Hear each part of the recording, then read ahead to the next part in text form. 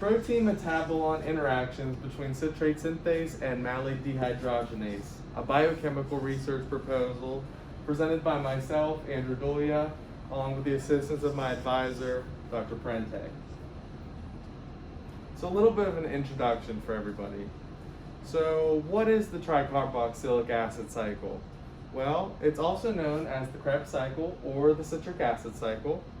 It was discovered in 1940 by Hans Krebs, interestingly by using pigeon muscle and looking at oxidations of different things in there. And then it is a metabolic cycle of oxidation of substrates for energy synthesis. So some current research areas within the tricarboxylic acid cycle. Well, current research suggests that in order to conserve energy and improve kinetics, sequential enzymes may bind together, creating what is called a metabolon. Scientists have also further demonstrated that a pairing of malate dehydrogenase and citrate synthase has a kinetic advantage as compared to the free versions of those enzymes. So what is our study? Well, it's not well understood how these enzymes form a metabolon, but this research hopes to provide some insight into this understanding. Throughout this presentation, we hope to provide strong evidence that such a metabolon exists within the tricarboxylic acid cycle, show how important this formation is, and provide theory on how the metabolons form. So some background. We'll start with getting more deep into the TCA cycle. So the TCA cycle is a circular metabolic pathway in which acetyl-CoA is ultimately going to be converted into carbon dioxide, GTP, NADH, and FADH2. And those are all some very high energy molecules for energy to be used throughout the cell. This process occurs in the mitochondria in eukaryotic cells and within the cytoplasm of prokaryotic cells. And it's oddly classified as an aerobic process. I say oddly because it does not require oxygen directly. However, this will only work in an oxygen-rich environment. So here is a picture of the citric acid cycle. You can see we're going to start with acetyl-CoA, and it's going to enter the citric acid cycle, and it's going to go around the loop and end with oxaloacetate. You can see now coming up in blue, those are all of those products that are being off the energy. We have the NADH coming off, GTP, FADH2, and some more NADH up there. What we're going to be focusing on is the step 8 and step 1 of the cycle with malate dehydrogenase and citrate synthase. So what is malate dehydrogenase? Well, it's an enzyme that catalyzes the reaction between L-malate and oxaloacetate during the 8th step of the tricarboxylic acid cycle. And this reaction has a large positive delta G, when that's referring to Gibbs free energy, indicating that it's likely coupled with another reaction, one with a large negative delta G, in order for this reaction to occur. So some isoforms.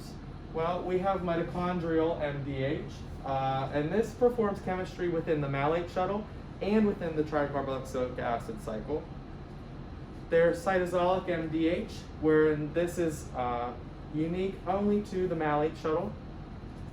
And there's glyoxysomal MDH, and this takes place in the corresponding pathway, the glyoxylate pathway, that net converts acetyl-CoA into succinate for glucose synthesis, and this is in some types of plants. So these three isoforms have different genetic mutations between each other, leading to the hypothesis that one of those differences might be the key in understanding the CS-MDH metabolon formation, and I'll get into this more later on. So I just talked about MDH. Well, what's its counterpart, or citrate synthase? Well, this is the first step of the TCA cycle, and it converts oxaloacetate with the addition of acetyl-CoA into citrate or citric acid, hence the name citric acid cycle. There are two main isoforms of citrate synthase, mitochondrial and glyoxysomal. We're going to be focusing with the mitochondrial version. So some thermodynamic stuff. Well, the conversion of of OAA and acetyl-CoA into citrate by way of citrate synthase, this has a large negative delta G, this reaction. Once again referring to Gibbs free energy. So, as previously mentioned, MDH has that large positive, this one has the large negative, so this leads to some thermodynamic advantage theories of the metabolon formation between the two. Protein-protein interactions. So, what are they? Protein-protein interactions involve the binding and the connection of different surface residues, and they're believed to positively influence metabolon formation. Screens completed in humans have suggested the presence of up to 130,000 binary PPIs at any one time, just showing how significant this research could possibly be, just trying to understand how they all form. So over a period of 25 years, studies have revealed the interactions of between 6 of 8 of the sequential enzymes within the tricarboxylic acid cycle, and they include fumarase with MDH, and that's the previous one to MDH, the 7th step, MDH with citrate synthase, and aconitase with citrate synthase, and that's the 2nd step following. So metabolons and substrate channeling, I couldn't really describe it in words, so I made a picture. So what is a non-metabolon substrate pathway? Well, let's take our MDH, CS, and ACO matrix here. We're going to start with the addition of malate going into MDH. It's going to perform its chemistry, and oxaloacetate will be its product. Keeping in mind that this reaction has a large positive delta G. Now, OAA will mix with acetyl-CoA, and this will become the substrate for citrate synthase. Citrate synthase will do its job, and it'll create citrate. This reaction has a large negative delta G, and then citrate will go to aconitase as its substrate and come out as its product, cis-aconitate. So that was the non-metabolon. Let's look what the metabolon substrate pathway looks like. Well, now you can see that we still have all 3 of the enzymes there, but now they're kind of formed into one super long complex. So now we're still going to have the same chemistries. We're going to have the addition of malate go through MDH, come out OAA, go through citrate synthase as its substrate. Once again, large positive delta G comes out as its, and then once again, same chemistry occurring. But now that we have these basically happening at the same time, they kind of balance each other out. They're going to pull each other through. Once again, I just want to highlight that we're only going to be focusing on that metabolon formation between MDH and CS. Although, like I had mentioned, ACO is likely to behave like this as well. So some specific aims. Specific aim 1, we hope to study the protein MGH by overexpressing, purifying, and characterizing it. The idea behind this is to practice and master classic biochemical techniques using a protein that behaves generally well and it is well understood. Specific techniques that we're hoping to master include cell growth and protein overexpression, cell lysis and supernatant purification, quantification, and SDS-PAGE, amongst other things. So what is MGH now? Well, MGH stands for malate dehydrogenase, or MDH protein, along with green fluorescent protein, which will make our protein fluoresce green, as the name insinuates, as well as a 6-histidine tag hooked onto the end of it that'll be used for later assays to come. So in specific aim 2, we're going to switch it up, and now we're going to use our mitochondrial version of our MDH. And using the same overexpression, purification, characterizing techniques, now we're going to start adding in some more assays. We're going to use some different columns in order to bind and really make sure we know what we're doing as we keep progressing through these aims. Within specific aim 3, now we're going to start incorporating our citrate synthase as well as those other isoforms of MDH in order to pull down or do the pull down assay and really try to get an idea of what's happening with their protein-protein interactions and formations. In specific aim 4, we hope to overexpress, purify 3 MDH proteins that now have a mutation on them. So the purpose of this is to study the PPIs, once again, using those same previously mastered techniques. We're going to basically take a serine residue and turn it into an aspartic acid.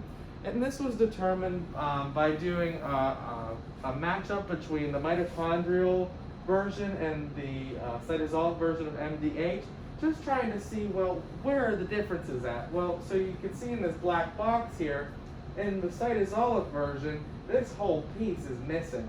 So we're going to see, okay, so this section, there might be something going on here. Since it has it, it performs this chemistry. Let's try seeing, okay, well, now we have this serine here. Let's go back. We're going to turn it to a D, an aspartic acid, and see if the chemistry switches at all. If it does, or if it doesn't, we'll be able to really focus in and make sure like that's where the chemistry is performing at. And if it's not, then we can go back to the drawing board and find another place and continue on.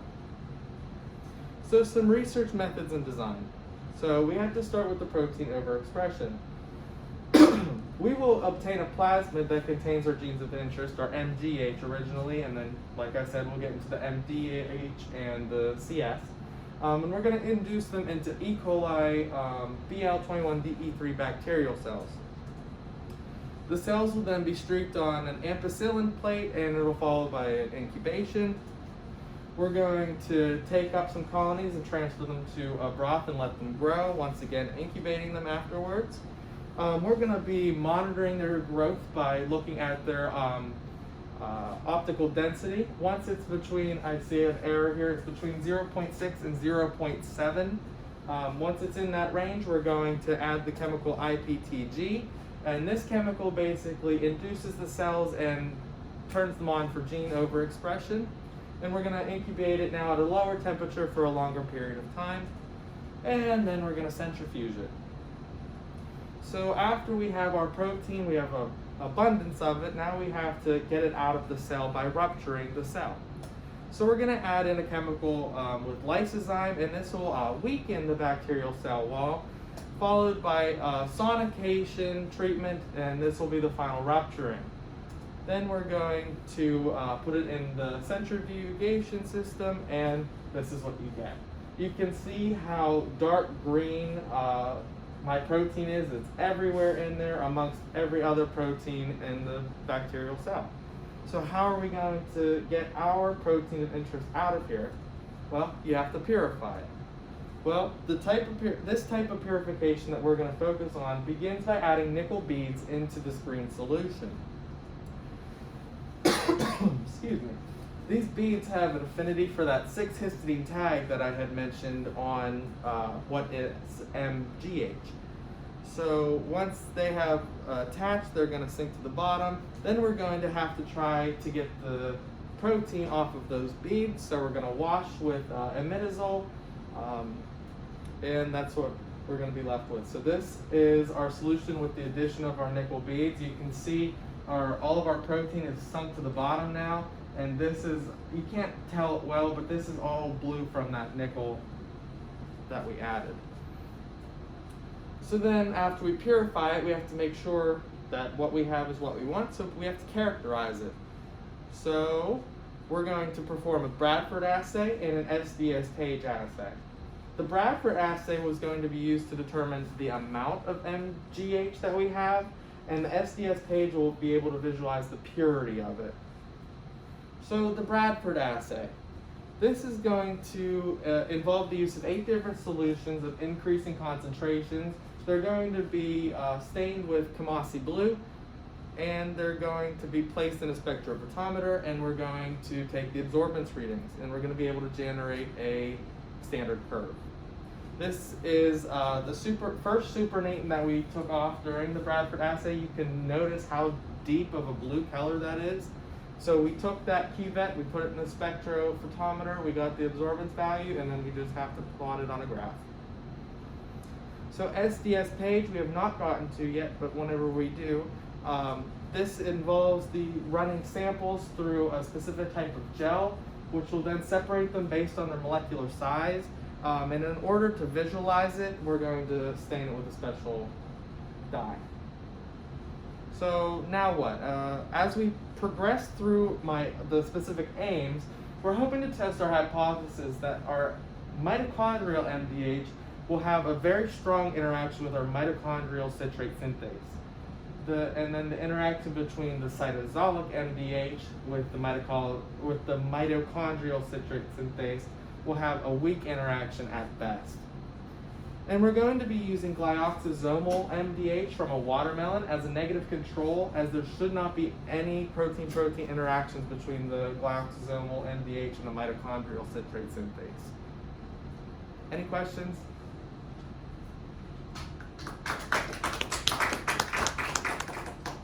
Yes. So I was a little confused with Chloe's project as well, but I just wanted your opinion if you explain it. But so the metabolon that you're looking for is forming between the MDH and the CS. Yes. Is there a possibility that because you also have the interaction with acetyl-CoA, right? How does that affect So acetyl-CoA acts as a substrate, meaning that's going to be our reactant for the conversion between oxaloacetate and citrate. Because if you look, oxaloacetate is a 4-carbon structure, citrate is a 6. So we're going to peel off 2 of the carbons from acetyl-CoA, add them onto the OAA, and we'll be able to generate our citrate. For metabolons, there are so many, like I mentioned, there's 100 and some thousand binary protein-protein interactions at any one time. So we are only strictly focusing between MDH and citrate synthase, but there is overwhelming evidence that there could be even more interactions, including with aconitase, as I mentioned in my diagram, as well as even more throughout the cycle with ICD and with fumarase, as I mentioned. Thank you. Mm-hmm. Yes. Could you go back to the picture you made in the beginning with the 3 circles? Yes. I forget what they were off the top of my head. Yes, I can somewhere. Was it? This is fine. Was it this one? This is Okay. good. Yes. So since the first one has a large change in energy, a Mhm. positive, is there something that's helping it drive the reaction forward, or is it the fact that that's also spontaneous? Does the spontaneousness of that one help? That's what drive we're that? hypothesizing. So Okay. if you just think about it, a large positive delta G, that means we're going to have to put in a lot of energy in order to make that reaction occur.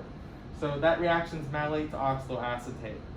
But if we're able to take that oxaloacetate and almost instantly convert it into citrate now, where that reaction is a large negative, the reactions coupled together, making it kind of like a spontaneous neutral type thing. So let me rephrase that question and just say, I don't know if I necessarily want to agree with you saying it needs a large amount of energy to go in. Tell me what it means in terms of the relative amounts of the substrate versus product. So for MDH, what's the substrate Malate, and the product? oxaloacetate. So tell me about the relative amounts of those. So I'm going to have more malate than oxaloacetate. Tons. That's what it means to have a large positive delta G. So you have tiny, tiny amounts of oxaloacetate. So there's a principle that you learn about in general chemistry. Le Chatelier's principle. So that is technically how this coupling will work, right? But the hypothesis is that there's a distance dependence that can make that better. Because if you're able to kind of grab that up, think about this as an assembly line, right? If you're able to grab it up as soon as it's made, you're going to be more efficient in that whole process than if that oxaloacetate could escape somewhere else. And now citrate synthase have to go find it, right? So that's sort of the premise. But it's less that we have to put more energy in as that this dissolution allows us to overcome the fact that we just squeak out the tiniest little bit of oxaloacetate from this chemistry. Any other questions? I think just a sort of similar question, I guess, is it known whether that's sort of kind of these metabologs, these protein-protein interactions are really sort of necessary to be the driving force, or is there some other like source of energy or some other way to kind of drive that equilibrium? From a study that I had read, from what I understand, it was, the term metabolon is actually a newer term. It was just proposed in the 80s. And it was because the current scientific literature could not really explain what's happening. So they theorized, well, okay, I think that these two have to be coupled together in order for this to happen. I mean, how else would a large positive delta G happen whenever this whole process is supposed to really like drive energy for the cell? Why would I need to pump energy in? And it just didn't make sense at all.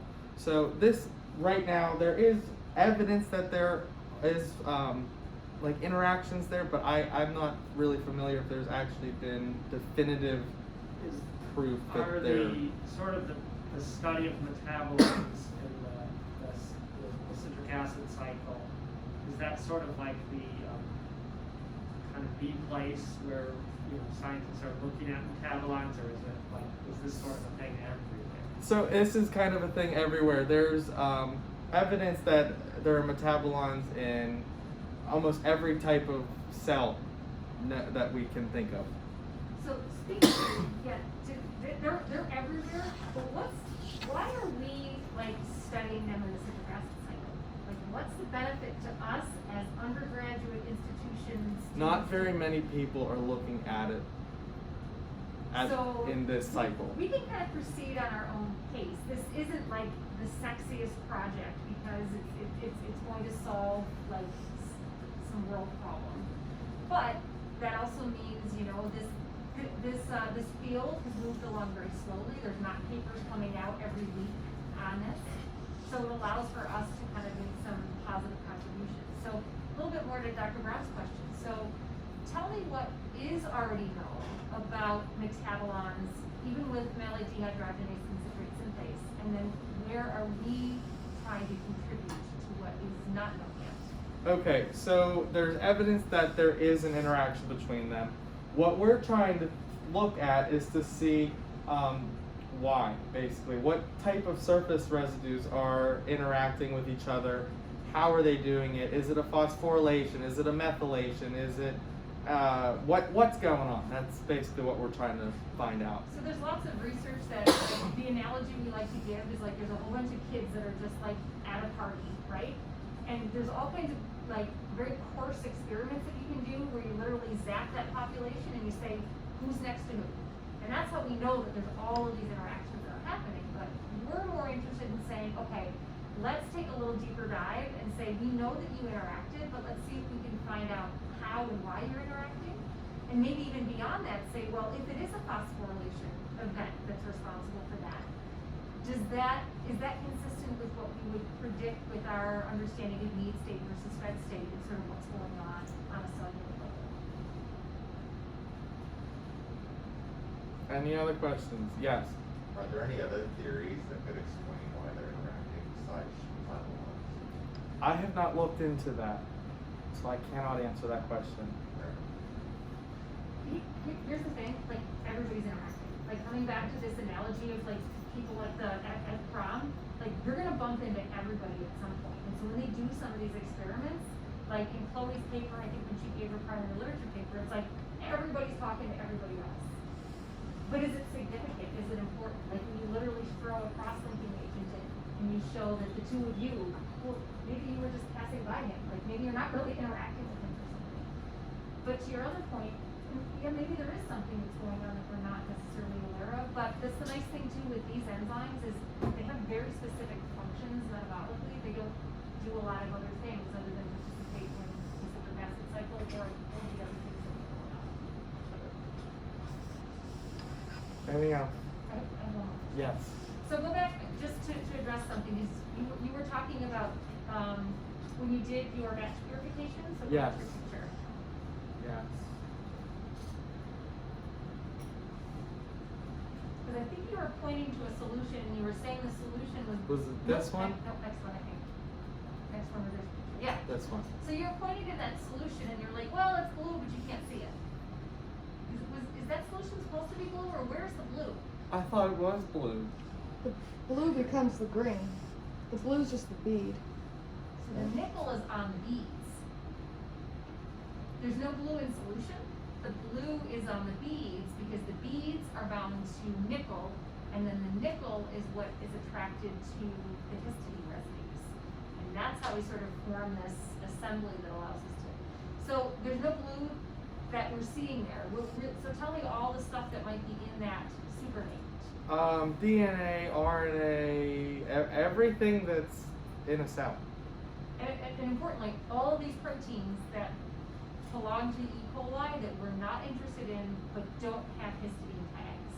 So this literally allows us to go molecular fishing for our specific protein.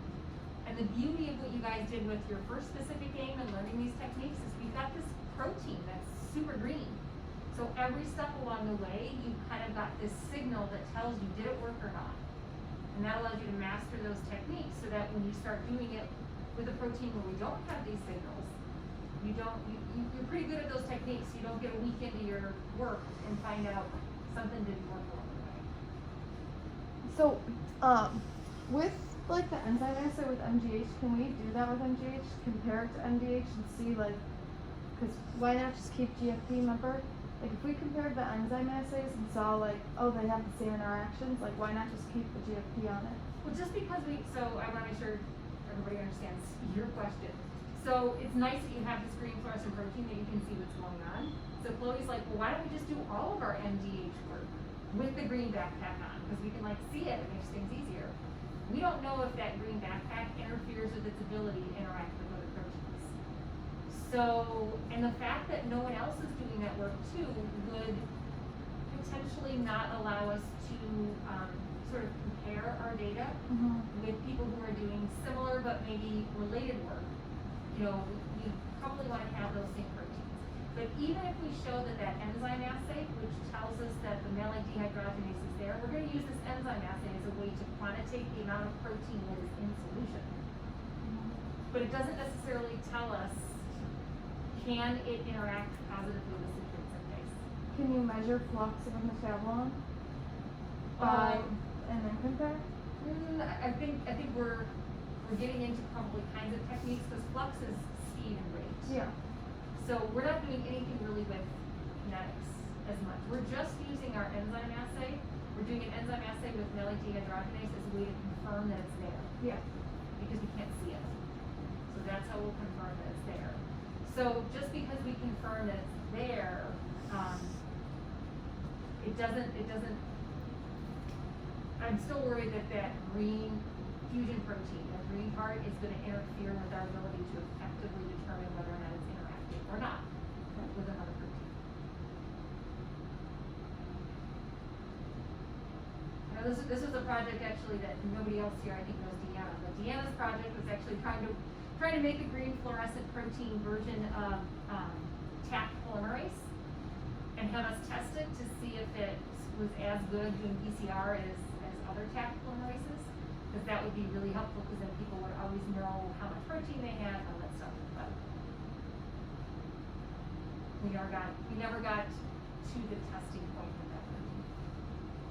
I'm surprised no one else has done that though. Wouldn't that make Again. PCR go so much faster? It's not that PCR would go faster, but it might allow Confirm purify. results. Yeah, but maybe someone has done it, but I don't have that journal of stuff that didn't work. Yeah. Right? Yeah. Any other questions? All right, thank you.